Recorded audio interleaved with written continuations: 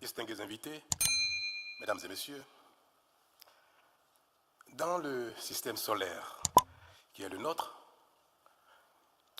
l'humain paraît incontestablement l'être vivant le plus évolué au plan cognitif, c'est-à-dire que nous les humains, nous sommes parmi tous les êtres vivants de la Terre, voire de tout le système solaire, ceux qui disposent des plus grandes capacités de perception,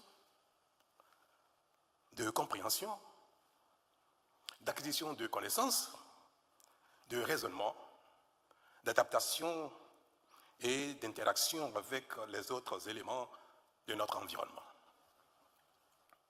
C'est fort de cela qu'à notre échelle terrestre, les humains dominent les autres êtres vivants et parviennent à améliorer constamment leurs conditions de vie et de bien-être. Pour le dire autrement ou plus simplement, je dirais, c'est notre intelligence qui nous différencie et nous permet de nous développer.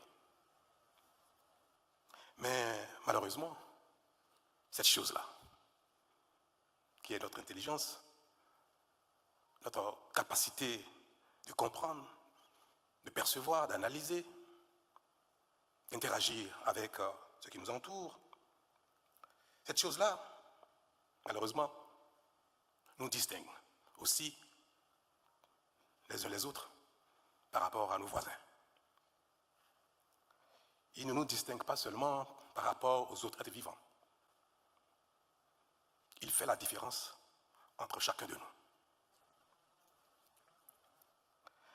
Mesdames et messieurs, il est donc indéniable que notre développement individuel et communautaire, permettant l'amélioration de notre environnement, de nos conditions de vie et de notre bien-être, dépend exclusivement de ces capacités que je viens de citer.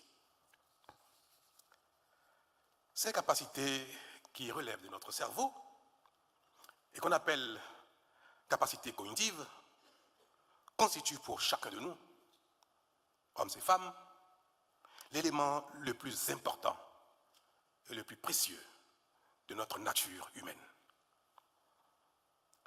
Notre développement n'est pas fonction de ce que notre environnement nous offre. Il n'est pas fonction des richesses du sous-sol. Il n'est pas fonction de ce que la nature nous offre de manière générale. Notre développement est fonction de ce que nous sommes capables de faire avec ce que la nature nous offre. La véritable richesse de chacun, ou la source véritable de richesse de chacun, est bien son potentiel cognitif. Comme disait Jean Baudin, il n'est de richesse que d'homme.